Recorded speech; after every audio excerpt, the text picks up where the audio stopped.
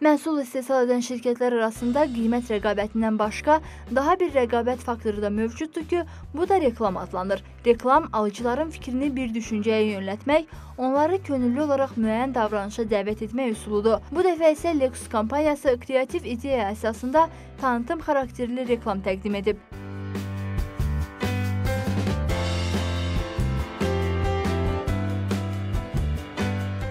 Hər bir detalı dəqiqliklə hazırlayan bu maketin əsas özəlliyi onun karton vərəqlərindən hazırlanmasıdır. Lazer kəsim işlərinə baxan Daniel Ray bildirib ki, o 1700 ədəd kəsilmiş karton vərəqlərindən istifadə edib.